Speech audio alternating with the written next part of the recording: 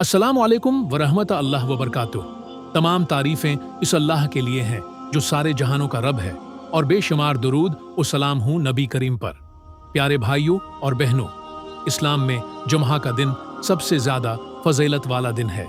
रसूलुल्लाह ने फरमाया, सब दिनों में सबसे अफजल दिन जुम्हा का दिन है। इसी दिन हजरत आदम अलैहिस्सलाम पैदा किए गए, इसी दिन उन्हें जन्नत में दाखिल किया गया और इसी दिन जमीन पर भेजा गया, और क़यामत भी जुम्हा के दिन कायम होगी।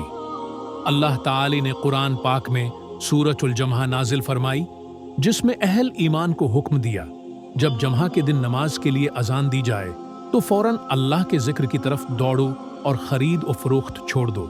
ये तुम्हारे लिए बेहतर है अगर तुम जानो। उससे पता चलता है कि जुम्हा के दिन नमाज छोड़कर दुनियावी कामों में लगे रहना बहुत बड़ी महरूमी है।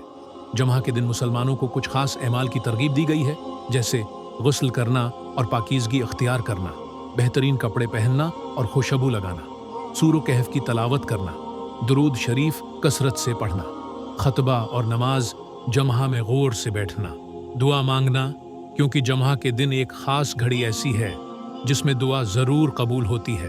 अफसोस, आज बहुत से लोग जुम्हा के दिन को सिर्फ छुट्टी या आराम का दिन समझते हैं। कुछ लोग नमाज जुम्हा छोड़ देते हैं, हालांकि नबी ने फरमाया, जो शख्स 3 जुमे सस्ती की वजह से छोड़ दे, अल्लाह ताली उसके दिल पर मेहर लगा देता है। प्यारे भाइयों और बहनों, जुम्हा के दिन को गनीमत समझें, इस दिन की फजीलत से फायदा उठाएं। नमाज जुम्हा, तलावत कुरान, दरूद शरीफ और दुआओं के जरिए अपनी आखिरत संवारें। अल्लाह ताली हमें जुम्हा की फजीलत को पहचानने और इस पर अमल करने की तौफीक अता फरमाए।